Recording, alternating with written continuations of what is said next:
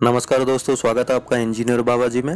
दोस्तों, कोरोना संकट में चाइना अपनी हरकतों से बाज नहीं आ रहा है। कभी वो किसी देश को नकली मास्क सप्लाई कर रहा है तो कभी किसी देश को धमकी दे रहा है।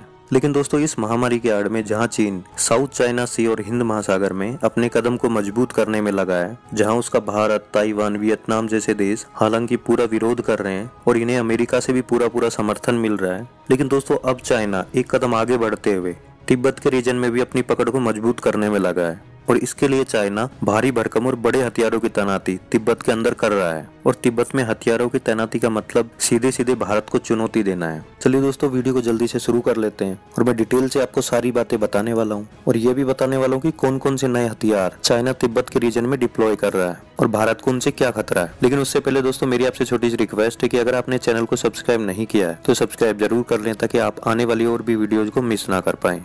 तो दोस्तों, तिब्बत एक ऐसा रीजन है जिसके ऊपर बीते 70 सालों से चाइना के द्वारा इलीगल कब्जा है और भारत लगातार तिब्बत पर चाइना के इस कब्जे का पुरजोर विरोध करता रहा है।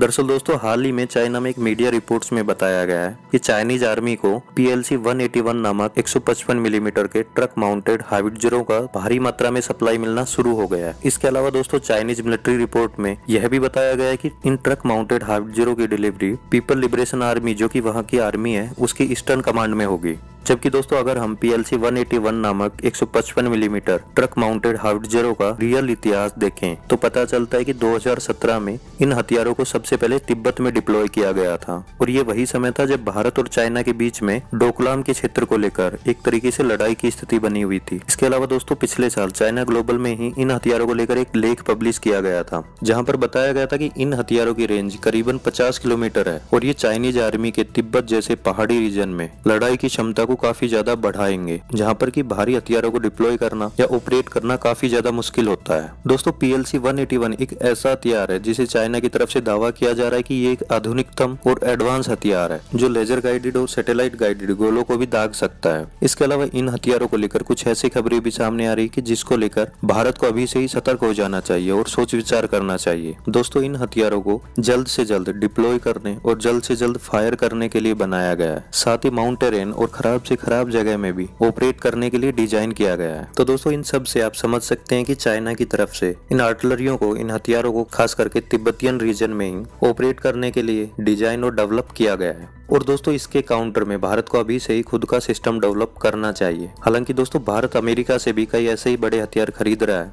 और इसके अलावा भारत और इजरायली कंपनियों के बीच भी समझौते साइन हुए हैं, जिससे भारत में मिलकर ऐसे ही हार्बिजरों का निर्माण करेंगे, जिसमें धनुष 155 मिलीमीटर सबसे ज्यादा इम्पोर्टेंट है।